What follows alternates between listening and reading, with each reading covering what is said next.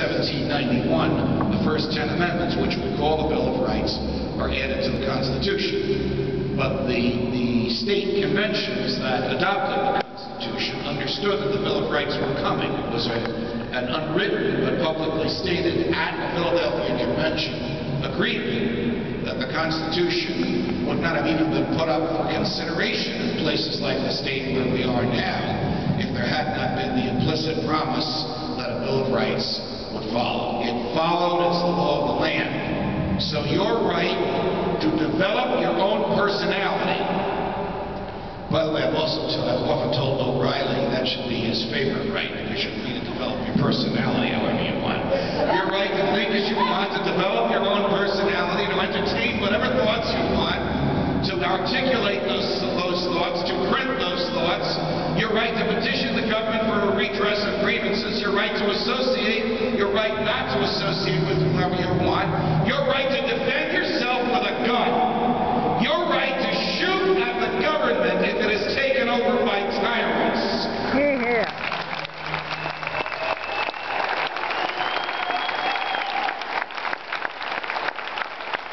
Your right to keep soldiers from occupying your home. I can go down through the entire list, you know all of them.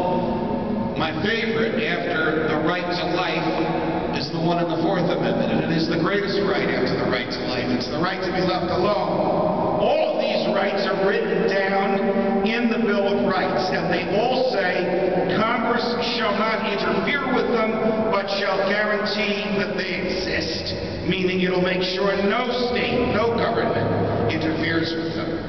Now, all of this was nice and sounded nice and sounds wonderful, and we all applaud when we think about the rights that the Bill of Rights guarantees to us. But 3 years after the enactment of the Bill of Rights, not only the same generation, because it's only 3 years later, the same human beings in many cases who wrote, Congress shall make no law abridging the freedom of speech, enacted the Alien and Sedition Acts. Well, what the heck were they? France was going through a revolution, a very bloody revolution. They chopped off the king's head in a public square in Paris. And the American government was worried that that type of bloody revolution might make its way here, even though we had just finished our own bloody revolution. We never laid a hand on the king's head because he stayed wisely in London. He didn't come to Philadelphia or to Richmond. So Congress enacts a law out of fear of the French.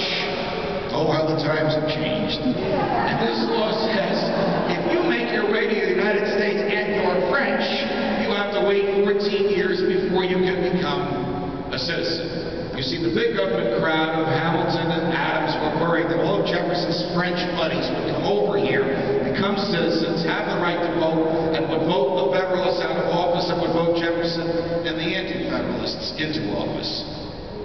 Unfortunately, the Alien and Sedition Acts also made it a crime, a felony, to bring into disrepute the President, the Congress, the Supreme Court, or the government itself.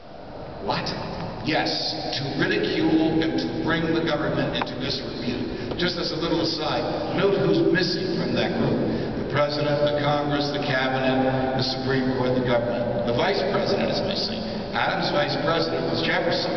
In those days, just to refresh your memory, everybody ran for president. Whoever finished first became president, whoever finished second became vice president. Think of the crazy combinations we would have had in modern times had we stayed with that system.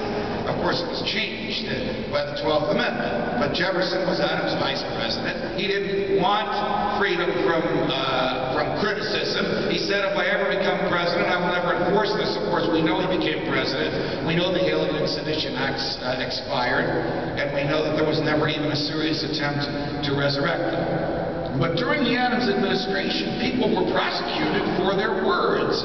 They were prosecuted for putting the government into disrepute.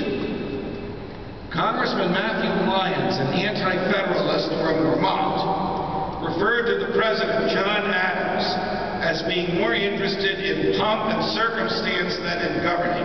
And Mrs. Adams got very upset about that. Why did he say it? Because the President went around wearing a military uniform with epaulets and sashes and ruffles and fringes on it, and he traveled in a grand way, would be considered nothing by today's standards, but the garb that he wore vaguely resembled the British monarchy. And Mrs. Adams was upset that her husband was being mocked. And then Congressman Lyons said, and besides, the president is toothless and fat. Well, now this is true. He was toothless. They had wooden teeth. And he did, I can understand this, he did have a problem with his waistline. And Mrs. Adams railed against that. And then Congressman Adams, as if to taunt Congressman Lyons, as if to taunt the president one last time, referred to him as his rotundity. That was the last straw. Congressman Lyons was prosecuted in a federal court in Boston for speech that brought the government into disrepute because he called the president fat. Arguably, truth was a defense, but the judge wouldn't permit truth to be a defense. Congressman Lyons was convicted and spent 14 months in a federal prison in western Massachusetts.